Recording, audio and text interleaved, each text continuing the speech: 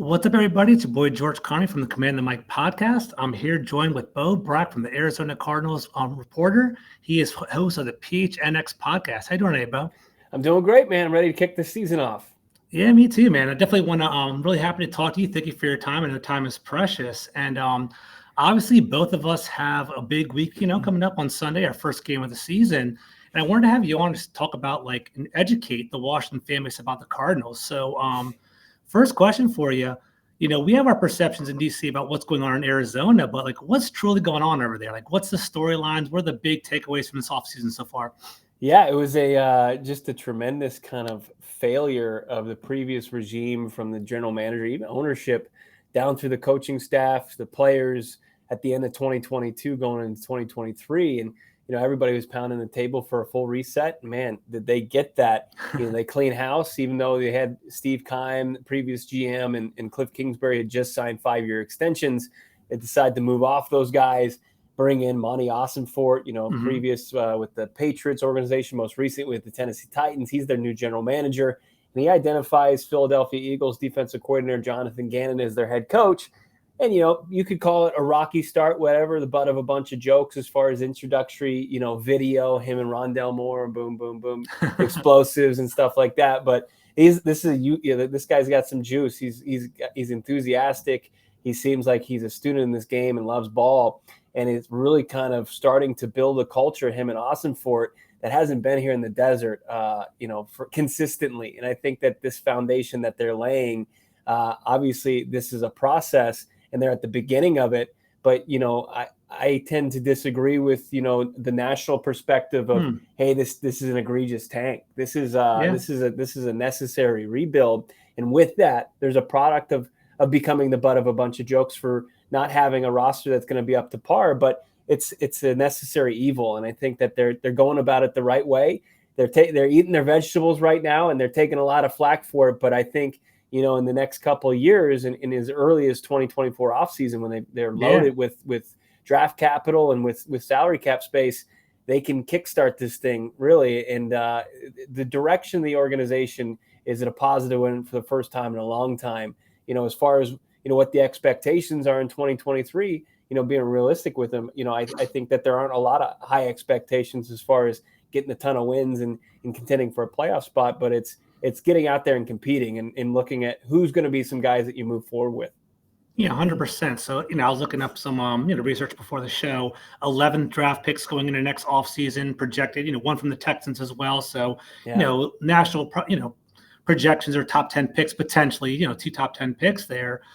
Something I'm curious about. So what happened with Keim and what happened with Kingsbury? Was kind of their message was fell short over the years, or what happened? Yeah, you know what? I think there was, as far as Keim went, he was a product of Bruce Arians pulling a lot of the heavy weight during his successful tenure. They had 3 seasons of double-digit wins, an NFC Championship game appearance, multiple playoff appearances. But I think a lot of it, once you kind of look back at it, it was a lot of BA's guys, right? It wasn't like Keim just really having the Midas touch as far as free agency and bringing on guys, kicking the tires on guys who still had some things in the tank. And, that showed as soon as Arians left.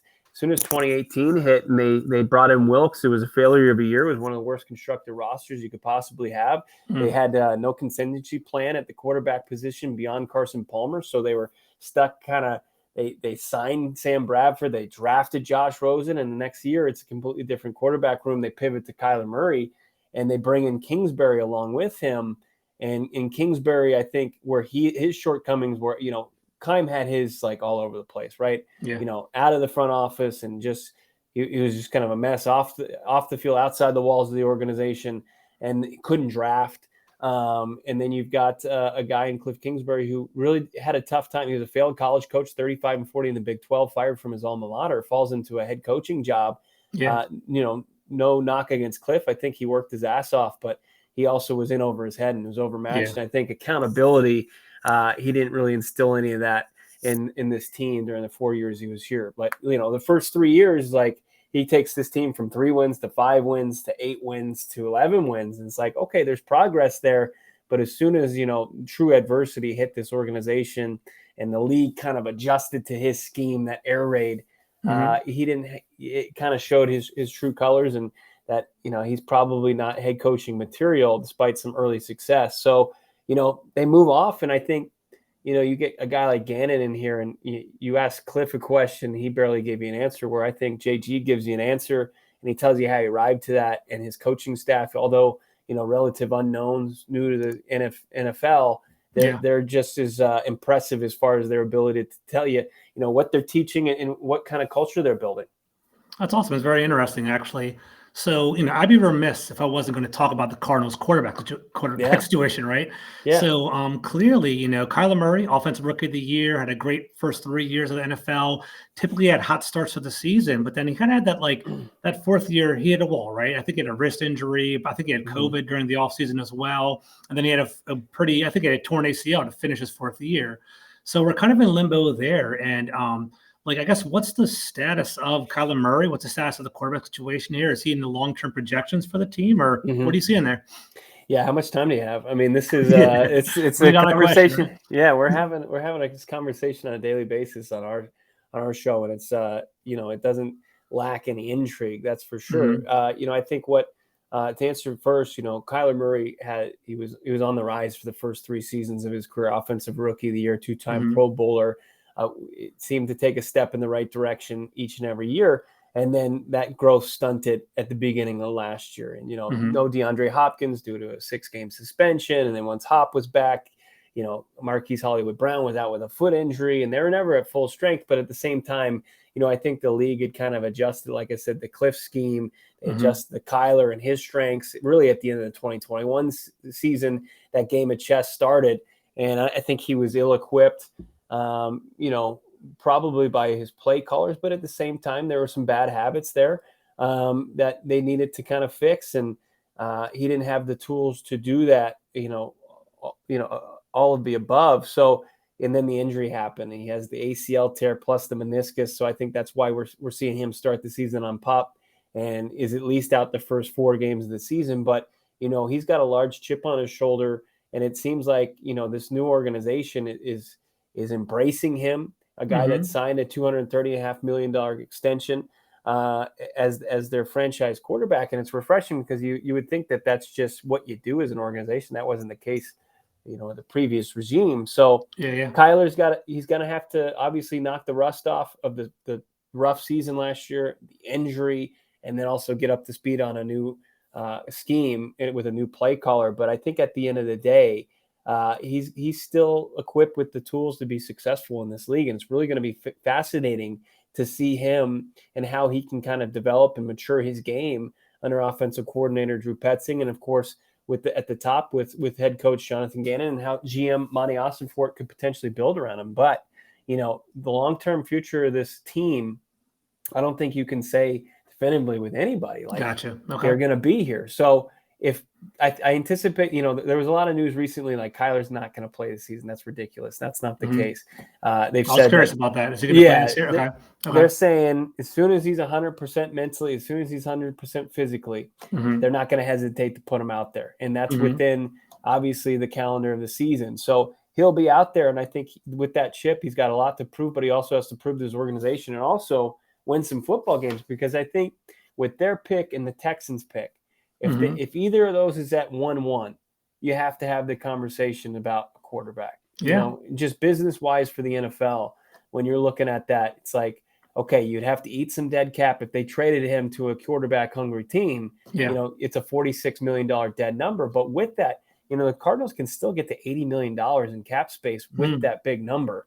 And they reset at the quarterback position beyond 2024, where they're not going to have that large number. They'll have a rookie scale quarterback contract with a guy like, say Caleb Williams, or, I think it's more Caleb and everyone else, right? Yeah, and everybody else, right? So there's that. And then in the near future, as far as who's starting on Sunday, you got to think it's Joshua Dobbs. Yeah, I was wondering about that. Which is crazy because he wasn't on the roster until, a week and a half ago.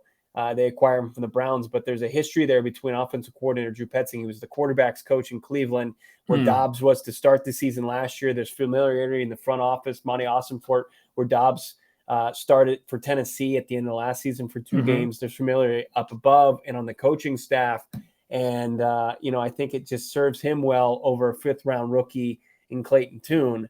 They say there's a quarterback competition. Jonathan Gannon says, through competitive advantage, if you want to call that, they're not going to name a guy, but it just seems like all signs are pointing towards Dobbs being the guy, somebody that they were talking with in March, and they really wanted to kind of get him in here.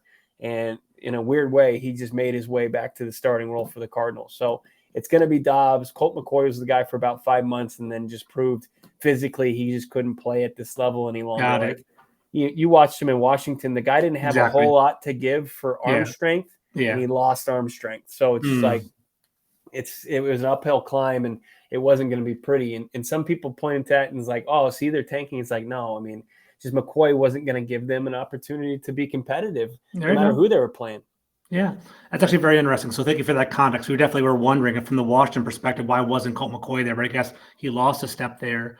A question before I pivot to off the field stuff, but my question is, honest opinion, is Kyler Murray a franchise quarterback? Do you think you can build around him? Do you think you can win okay? I was curious about that. Okay. Yeah, I do. I absolutely do. I think that there was a lot of misinformation out there. A lot of it was due to this organization. They were an ugly, mudslinging, kind of public negotiation last offseason, and it was poor form from all parties involved. But I think that Kyler Murray is mostly just a quiet guy that just puts his head down, and he's a jock. He got the most comfortable he is out on the field competing, and I think he's obviously taken his toughest season in his sports career. Probably he's using it as a way to kind of open his own eyes to some maybe where he had some bad habits and some things that he wants to work on. And I think he's doing that as much as he can as he rehabs, right? Because that's first and foremost. But I think he's done some things, especially as recent as this offseason and throughout training camp in the preseason, to endear himself to this fan base, to this organization, to his teammates and coaching staff. And I think, there's still going to be, until he plays a game, until he wins a game and plays at a high level, I don't think nationally he's going to get, the credit he deserves. People still are going to believe in what they thought to be true. But I think that he absolutely is. He's got the ability, and I think the maturation is happening before our eyes. There you go. Just a question for me, because I feel like Washington may be in the situation next year. Obviously, there's a rebuild. There's a re-envisioning of the franchise with the new GM, with Monty Alston-Ford, with the new head coach Sean Gannon. How is that marriage going? Or is that going in lockstep together? Because typically with the GM, you have that foresight, the downfield vision. You want to build players. With the coach, you want to win now. How is that going? Is there any friction? Is it a good lockstep marriage? How's it going right there? I think it's a perfect marriage. It's not going to be obviously in lockstep because you look at where the team is roster wise, and they do everything they possibly can to see a unified vision, right? But I think there's the will and the want to on the sidelines to have a winning team. But I think, and JG's did this in Philly too, where he kind of became like a little bit of a sacrificial lamb in his first year as a defensive coordinator, where he let them emphasize building around Hurts in that offense. He wore it his first year, and then his second year he was rewarded. They get him some help with Son Reddick, some draft picks, and next thing you know, they've got 70 sacks. They're a monster defensively. And I think that he understands it, right? Like, he's willing to take arrows for the betterment of the team. But I think, they both have scouting backgrounds, and they're both they're just not only students of the game, but they're grinders. And it's just, they do fit very well. And it's like, not a lot of people know this. Like, you see that the tampering happened right between Austin Fort and Gannon during the playoffs. And there was a big to-do, but it really was like Austin Fort, when he knew that he was going to get general manager, just job interviews, basically in the summer of 2022, somebody gave him the idea, like, hey, create a short list of who you want as a head coach, because that's key when you go to ownership. They understand exactly. And Gannon was somebody he identified. So it's really strange. Like, I don't know why he felt like the need, like, hey, he probably just wanted to see if he was still interested. Head start. So they there's a great working relationship right there right now. Is there any overlay between the two? Like, how did Fort know Gainer is, Philadelphia, it's a winning franchise in that regard? Is that Yeah. what it was? Okay, It's gotcha. it's a great question though, because Fort was mostly 15 years in New England and then Gotcha. Tennessee and then Houston. I think that they just there's just a mutual respect there. I don't think that there was any like true working relationship previous to this, and Hmm. any dot you could really connect where you're like, oh, okay, that makes sense. Okay, it's winning. I gotcha. Makes sense. So going back to Gannon, is he being well perceived like by the team? Are they buying into him? Is he more? Yeah. I'm sure he's more a defensive minded coach, and is he having his fingerprints on that, or where do you see his biggest effect on the team as well? Yeah, I think that's just that happens naturally. As Yeah, of much as course. he wants to be like the parent where he loves all his children, right? But Yeah, yeah. he is a defensive guy first. If you ask him about defensive backs with his true background, like he'll wax poetic about that for minutes. Where Yeah. sometimes he won't do as much for maybe the offensive linemen.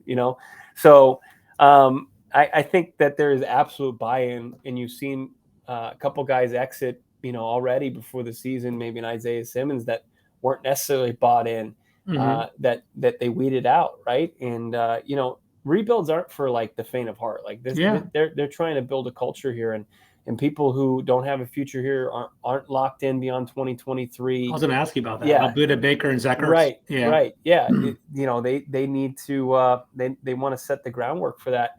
And DJ Humphries, who's the starting left tackle, has been here through all the coaching changes since 2015. Hmm. He called it a culture shock, not a culture just change. Like they're completely changing everything from who makes the smoothies to Hmm. the guys in the ownership box. Like Yeah. they are checking everything and running through it with a fine-tooth comb. And I think you're seeing buy-in across the board. I love that. And I think you have to do that too, especially when you're trying to revamp the organization, kind of build things up. So considering that, it seems like Arizona's kind of caught in an interesting spot. They're rebuilding potentially. They're kind of have their eye towards the future.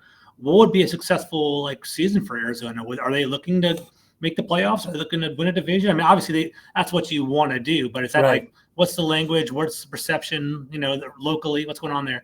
Yeah, see, that's where it's going to be really kind of a tough thing where it's like, okay, you want to buy into this coaching staff, you want to buy into this front office, you want to buy into the players that they've handpicked, Hmm. and you're probably not going to be rewarded with a lot of wins year one. But I Hmm. think what you need to see is like that this staff can compete schematically, operationally, not be a heavily penalized team, and a team that surprises people by how long they're playing into the fourth quarter against teams that they have no business Yeah. competing with. And I think that Jonathan Gannon has to prove that he's an NFL caliber head coach, and he's got an opportunity to do that. And his coordinators have to show that they can match wits and scheme with the rest of the coordinators around the league. And then as far as the team goes, the players on the field, it's like, okay, can the 10 rookies that are on this roster, can any of them prove to be building blocks going forward? And then the guys, the bigger names like the Buda Bakers, the Kyler Murrays, Hmm. the James Connors, can they prove like, oh, are we going to be a part of the new wave of Cardinals football? Are we like kind of a one and done scenario? So I think that that's what this year's about. It's definitely not going to be based on, where they are in the standings. Actual growth. I understand. Okay. And then, Bill, I'm kind of curious. I didn't do the research on this, but were there any joint practices for the Cardinals this Yeah. year? And who do they go against, and how that So look? yeah, a familiar guy to Washington's organization, Kevin O'Connell. Oh yeah. Up there in Minnesota, the head coach of Hmm. the Vikings. And there's some connections there with this Cardinals coaching staff too, with that Vikings organization. So when they played them in the preseason finale, they had a couple joint practices, and I think that was like the final demise of Colt McCoy, because he went Gotcha. up there and just struggled brutally, almost couldn't complete a pass, and next thing you know, they're making the move for Dobbs before the finale, and Hmm. then a couple days later, McCoy is released. So there were some humbling practices against Minnesota, and they're talented, right? It's a good Especially team. Yeah. on the offensive side of the football. But like they also had a couple, few and far between, but they had a couple highlights. But it was a good hard nosed practice for those guys, and I think that it opened some eyes outside of what we were seeing when it was just this team going against each other for training camp. Cool. A couple more questions for you. We can wrap it up. So in regard to the rookie class, like, has anyone really started to shine? Has anyone kind of like stepped up and done pretty well since day one? Yeah, I think 6th overall pick Paris Johnson Jr. Mm, He was a tackle at Ohio State, had some guard flexibility. They were kind of keeping an open mind of where he was going to go, but he started as a right tackle, and he's going to start at right tackle come week 1, and he's hmm. been solid. He doesn't look overmatched at all. He almost looks kind of like a veteran, but we'll see once the lights are a little bit brighter. BJ Ujulari was a guy who was a second round Yeah. pick that he had a procedure in the offseason. I don't know if he's right yet. That's somebody like if he gets any snaps on Sunday, I'd be surprised if there's much of an impact this early in his career. But somebody down the line, I think they like from the pass rush spot at LSU. And Hmm. then third round wide receiver out of Stanford, Michael Wilson, is Mm. somebody that was really opening eyes in camp and preseason. 6'2", big body wide receiver. Wasn't very productive at Stanford because he faced a couple different injuries, but they weren't like ligament wise. They were breaks. I think he has a chance to kind of outproduce what he did in college, and I think he's going to get an opportunity right away. He's already on the depth chart as a starter, and then on the defensive side of the football, you've got kind of a 6th round rookie out of Louisville in Keitrell Clark that I think is going to be CB2. So you're already Okay. going to see a lot of this youth infusion of this Cardinals team come Commanders week 1. There you go. So last 2 questions for you. First one. So perceived strengths of the team. I kind of assume that the Cardinals have a great receiving core. I feel like they, Mm-hmm. between Marquise, Hollywood Brown can get a lot of targets. Rondo Moore is pretty talented. So I see the receiving core as a strength of the team. What else do you view as a strength of the team? Yeah, I think their run blocking is something Okay. that has to be, especially when you're not up to full strength at quarterback. You're going to be getting a guy acclimated in Joshua Dobbs at quarterback. I think they're going to lean heavy on running the football with James Conner, who they really preserved throughout preseason, and he's really primed for a big season. A guy that's been oft injured throughout his Hmm. career, but I think it's now like, okay, I'm at the end of my lease with this car, and I got a ton of miles I can rack up. Yeah. And I think that they might do that with James Conner, and he'll have a huge role. And, Paris Johnson, I think his strength is run blocking. Will Hmm. Hernandez is his strength at run blocking. That's your right side of the offensive line. And then, like, you talk about the wide receivers, it's impressive. But then, like, you've got Wilson and you've got a guy in Zach Pascal who came over from Philly who are more kind of geared towards running the football, 2 bigger body wide receivers, more so than we've seen here in the desert before, where I think that they can do some things down the field blocking as well. So I think, in that offensive line, I'm a little bullish about, not a huge household names, but I think it's the first time in a long time they've got a pretty solid starting unit. Not a lot of depth behind it, but I like their 1 through 5 on that offensive line.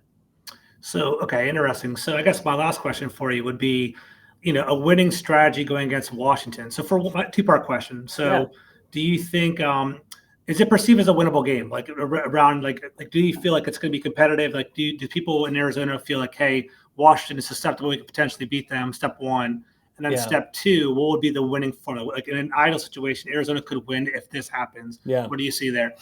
Yeah, I think that the us against the world kind of thing has Hmm. come out, right, and you Okay. really have to kind of, but it's there's so many unknowns. Like we know Hmm. about Eric Bieniemy, right? But Hmm. he the guy in KC, or was it Hmm. Mahomes? Was it Reed? Yeah. And then he's got a quarterback that's got 1 game under his belt outside of his starting collegiately at Carolina, and Sam Howell. It's like there's unknowns there, and then there's unknowns as far as on the Cardinals side of the ball. So like to definitively know, like, hey, the Commanders are going to outright win this thing by the spread, cover 7 points. Like, Yeah. I think that I can't say that. I mean, I know that they're going to come out, they're going to be better operationally, they're going to play harder. I think they've got a better scheme. I think defensively they can wreck the game by an unknown pass rush, getting after Sam Howell and going up against this offensive line and the Commanders and getting him off his spot, making him feel really uncomfortable. But they've got to do that. They're going to have to execute that. Also, they're going to have to do some things coverage-wise that I think,